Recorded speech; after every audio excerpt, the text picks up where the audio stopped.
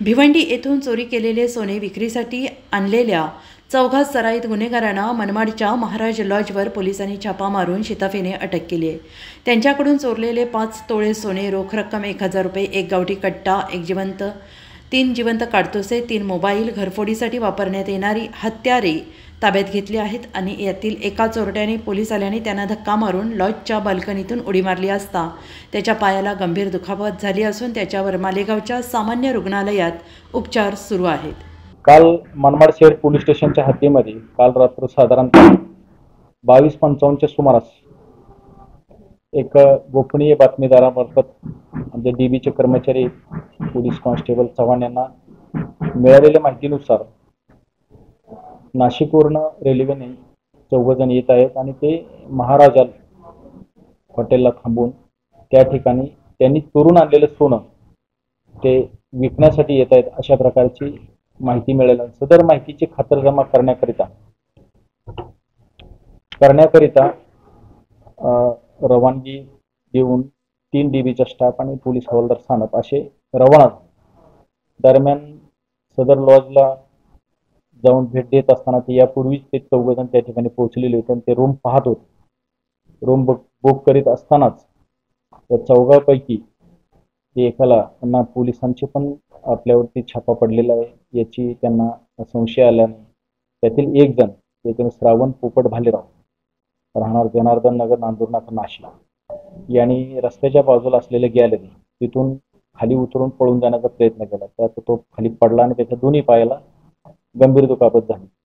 त्यानंतर पोलिसांनी जे वरती 3 जण होते त्या तिघांना त्यांचं साहित्य सगळं त्यांच्यासोबतच्या बॅगा ताब्यात घेतल्या आणि खाली आल्याने त्यांच्या लक्षात आलं चौथा पण आहे आणि मग त्या 4 घेऊन पोलीस स्टेशनला आले।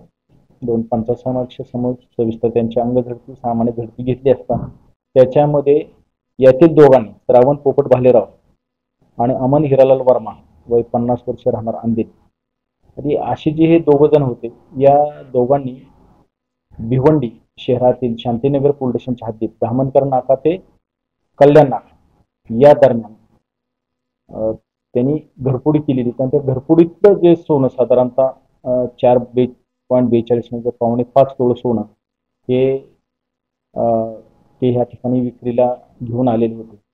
तर त्यांच्या सामान्य झडती घेतली असता त्याच्यामध्ये एक गावठी कट्टा, 3 जिवंत काडतुसे आणि जे मिळून आलेलं पिवळ्या धातूचे वस्तू आणि त्यांच्यासोबतच मोटरसायकलला स्मार्ट की सारखा वापर करण्यासाठी कैचीचे 2 भाग वेगळे करून त्याला व्यवस्थित घासून असे 3 पीस कटर म्हणजे घरफोडीचे हत्यार, 3 मोबाईल आणि साधारणतः 1020 रुपये अशी रोख रक्कम असा त्यांच्या याच्यामध्ये ऐवज मिळून आला।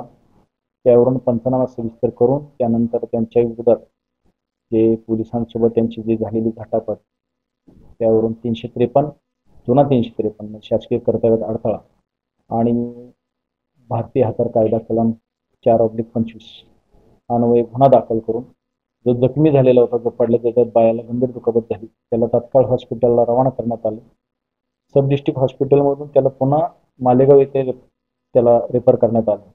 त्या ठिकाणी एक पोलीस कॉन्स्टेबल त्यांना सोबत देऊन सुरक्षेकरता आणि बाकीच्या तिघांना त्यांची अटकपूर्व वैद्यकीय तपासणी करून त्यांना मान्य न्यायालयात आज हजर केले असता त्यांना 3 दिवसाची पोलीस कस्टडी रिमांड मिळाली आहे। तपास चालू आहे।